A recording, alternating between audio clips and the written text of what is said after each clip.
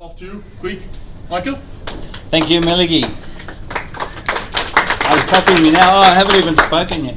So, my name's Michael. Today I'm talking to you about Angular2 starter project. So I was really pleased to hear in the intro a lot of people starting. There's some pros and a lot of people starting. I know I'm starting, so this seemed like a sensible topic.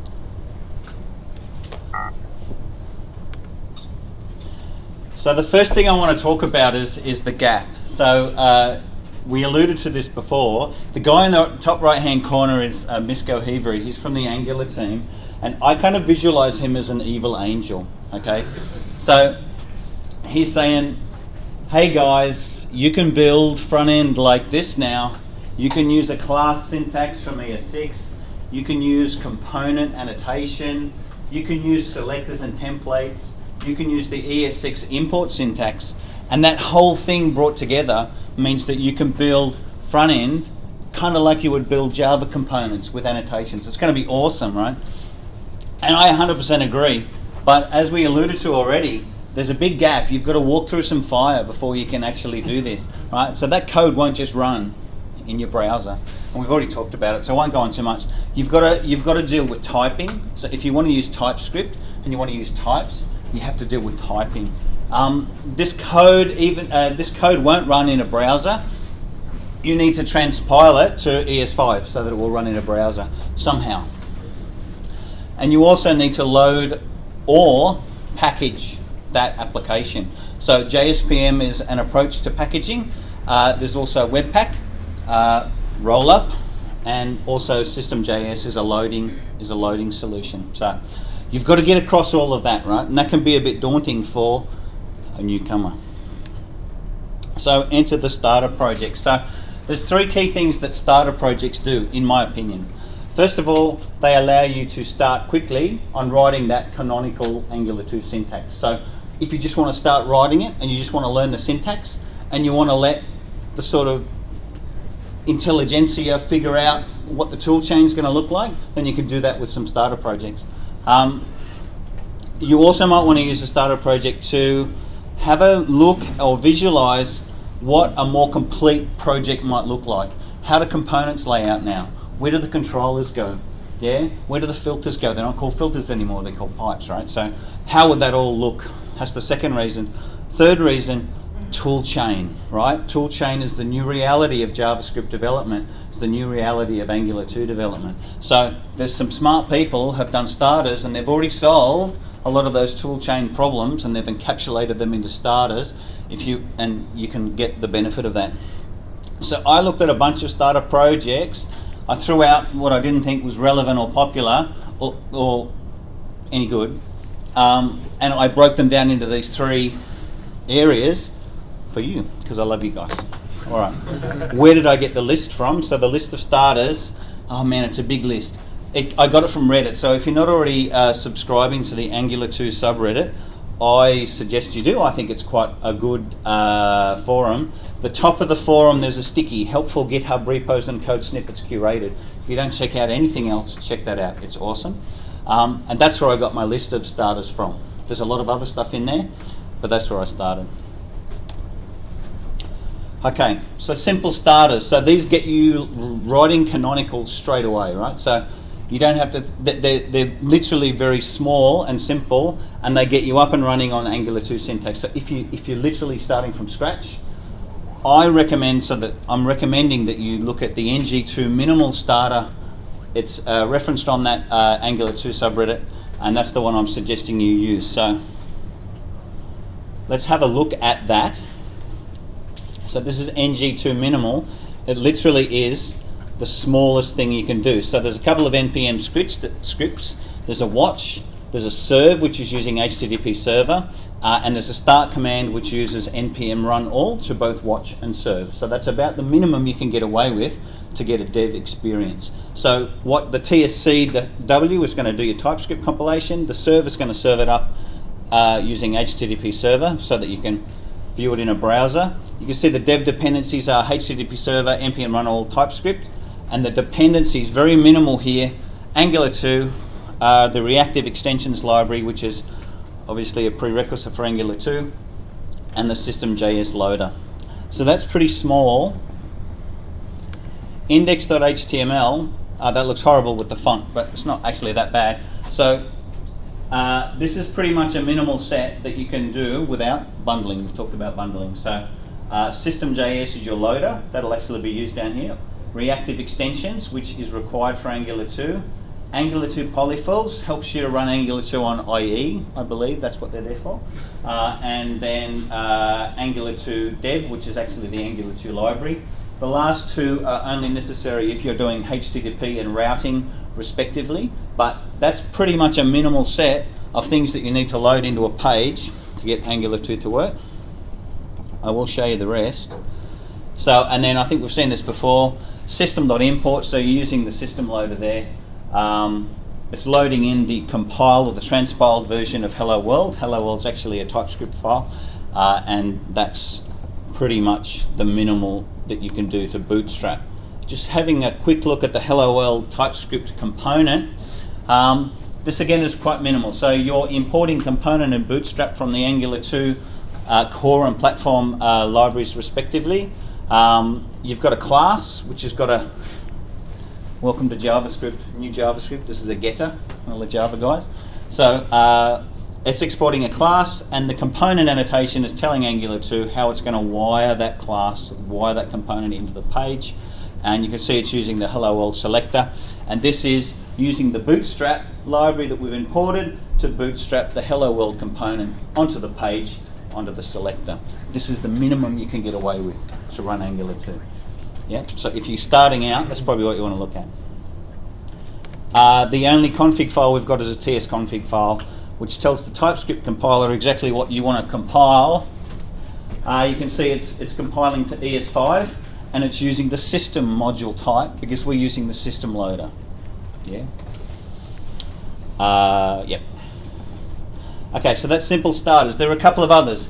ng2 webpack minimal is the same guy. He just added webpack. So if you're interested in just going from something simple, what extra do I need to run webpack? Then have a look at this guy. ng2 webpack, it's got some tests. So if you want to run some karma tests, that's the next increment. ng2 play, that's another one. It's been around for quite a while. It uses gulp. Seems like gulp is a little bit out of fashion, but this is an old starter, and it uses gulp to run the TypeScript compilation, etc. If you want to look at a tutorial, I recommend you look at the Angular2 Quick Start tutorial, which is on Angular.io. It's actually quite good. All right. No, wrong button. All right, so this is more complex app examples, right? So how would a more complex multi-component app look? There's not many contenders here. No one's done this very well. I'm interested to see yours. Okay, so Angular2 Jumpstart. This is done by Dan Wallin. He's got some courses out there as well on the interwebs. He's done a reasonably good job of this. I'll just quickly show you the Angular2 Jumpstart. From a tool chain perspective, it's reasonably straightforward. Again, it's using the system loader. So that's not actually very interesting, but he has had a go at showing you how a multi-component app might work. So it starts with Bootstrap, and what he's doing there is he's bringing in the router providers, the form providers, the HTTP providers, and he's actually bootstrapping the app component. You can see he's bootstrapping the app component. The app component is actually up here. So the app component, all this component is doing is setting up the route config. So he's using the standard Angular2, I think it's the component router it's called. And he's configuring routes. So if you've done Express or you've done anything else that uses routes, then this is setting up a route. There's a route path and there's an orders. You can see obviously we're going to scrape the ID out of the orders URL. This is reasonably straightforward route config. And then he's got an orders component. So just quickly on the orders component, this is, so again, you know, you sort of enterprise, your OO guys, this is going to be, so we're injecting a data service into the constructor for the component. The data service is up here as a provider. We're importing the data service from shared services data service. Here's the data service. The data service is having a go at using the reactive extensions library to show you how you might pull data from an HTTP request. It's a bit of a faux example because we're just pulling data from a JSON file, but if you could imagine having a back end, you would be pulling data from your back end. So so Dan's tried to put together here what a multi-component app might look like. In addition to the components and the services, he's got some directives. So he's got a directive for sorting, and he's got some pipes which are in Angular 1 parlance are filters. So these are just for formatting data in your views, and he's got the data service there. So if you want to look at a multi-component app, I think this is a good thing to look at. It'll lead you through some of those concepts. Quite good. Okay. If you're looking for a tutorial in this space, I would recommend you have a look at the Angular2 Tour of Heroes tutorial. Again, it's on angular.io. Be a little bit wary about the way it handles data. I don't think anyone's really nailed that yet, but some people have said that the way it does data isn't quite right. But I think it's still worth doing to see how you might put together multi-component. The documentation is quite good. Okay. Now there's really dragons here, right? So endgame. So what does my production tool chain look like? No one can agree, right? Is it Webpack? Is it JSPM? What is it, right? So, and there's a lot of people throwing their hats in, right? There's a bunch of stuff here, okay? I'm recommending that you look at the Angular2 Webpack starter. So it is a Webpack implementation. It's done by the guys from Angular class, who are also involved in the Angular Air podcast. It's a reasonably good effort, but it is enormous. So we'll have a quick look at that. Yeah. Sorry, I'll think too much. Yeah. Okay. So now, I don't want anyone to run screaming from the room, right? The actual dependencies don't look too bad. Okay. You've got Angular. You've got some ES6 stuff. You've got promises. You've got ES6 shim. You've got reflection, not sure why. You've got reactive extensions and zone, which is, again, it's a dependency of Angular 2. Angular 2 uses zone. But then the dev dependencies. So this is an attempt at a proper production tool chain for an Angular 2 app. So gird your loins. There is literally a bunch of stuff here. Arify, I don't even know what Arify does, okay? I'm calling myself out. There's some CSS loading. This is some Webpack plugin. HTTP server, which is just serving stuff up. Istanbul for instrumentation. JSON, Karma. Why does he need Lodash? I'm not sure. Phantom.js, so a headless browser, no doubt, for the end-to-end testing. Protractor for your end-to-end testing. TypeScript stuff, typings. This is the replacement for the TSD tool for managing your type information. TSD has now been deprecated. Typings is now, what's the opposite of deprecated? Recommended.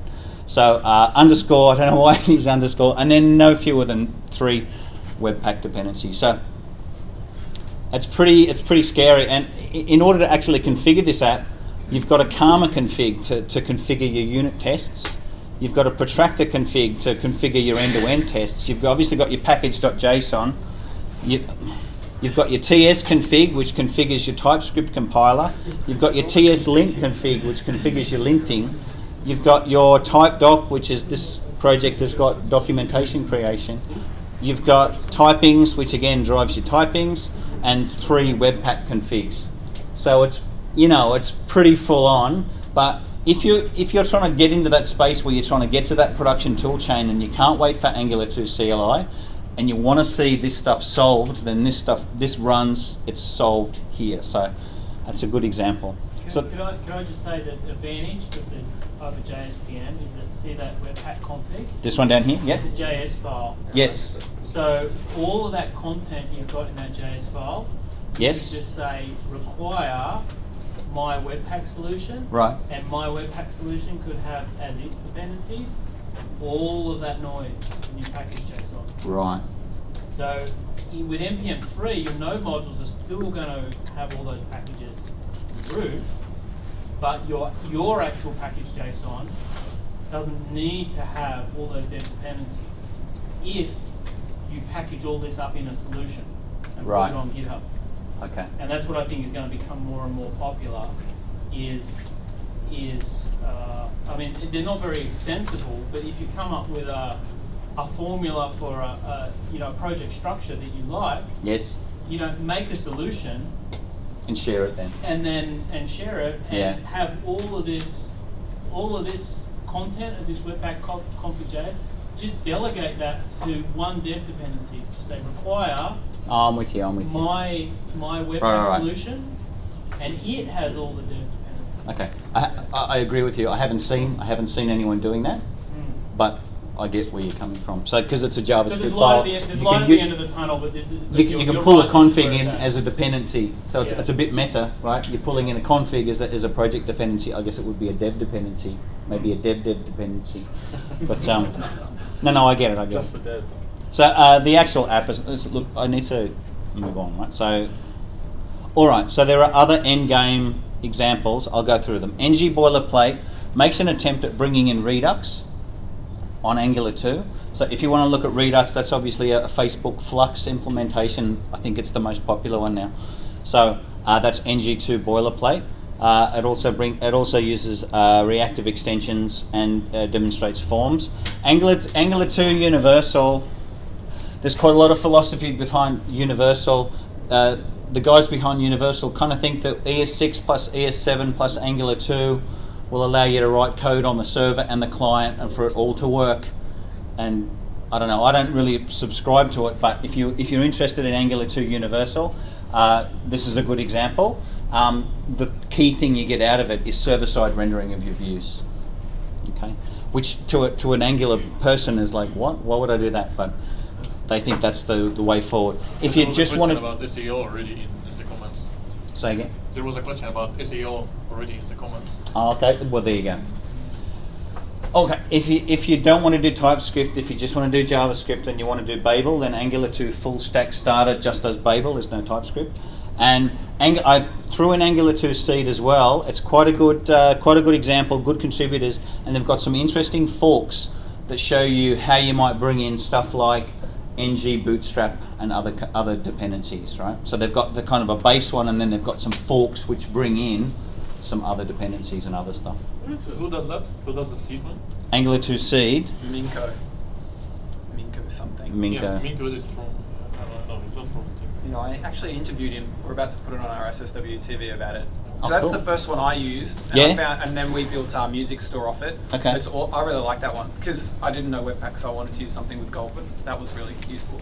Yeah. Awesome. Good feedback. The full stack starter, is that a node base or is that just using Angular 2? Which one? Full stack, second from the bottom. Second last, does full stack mean the usual? Angular 2 Full meaning? Stack Starter. Fine. Yeah, So I think it uses Express on the back as well. Yeah, mean stack. Mean stack. No? Yeah, MongoDB Express. Angular, Oh, there you go. Node.js. Okay, so if you want to do someone said mean stack. Yeah. Yeah, that might be a Is good this one to look at. Yeah. The Full Stack yeah, Starter. Yeah, I guess it is. Good pickup. All right, so look, there's a lot there, and there's certainly a lot of, if you want to hit your production tool chain, have a look at these examples. That's all I have. Are there any questions? Do I have time for questions, Maligi? Two more. 2 minutes? Two more. Questions? Two Two more questions? Are you going to put those up somewhere? Or that list is awesome. Can we? Yeah, that's a really awesome. I will put this up somewhere. Melody will tell me where to put it up. Wherever you want to put it, just post the link as a comment on the link. Okay, I I'll think put them up. pretty much everyone gets emails from the comments, and I'll make an email with a few of these links as well everywhere. Yeah. Thank you. Another quick question with the Webpack one that you said was enormous. Yes. Do you not like it, or do you like it? Oh, you know what? I'm still climbing the mountain with Webpack. That thing is enormous, and I haven't got through it all. So I don't know whether they've thrown in the kitchen sink, or whether that is a really good implementation. So I don't know enough to tell you if it's fantastic or whether it's too heavy. Yeah, but it's certainly very comprehensive. If you want to pick stuff out of it, I'd be picking stuff out of it. Yeah. I don't think anyone's done a final sort of tool chain example that everyone can just say, yep, that's the one. I think Angular 2 CLI was going to save us there as well, but I agree, that's going to be some time. For the sake of time, I think we should just thank Michael for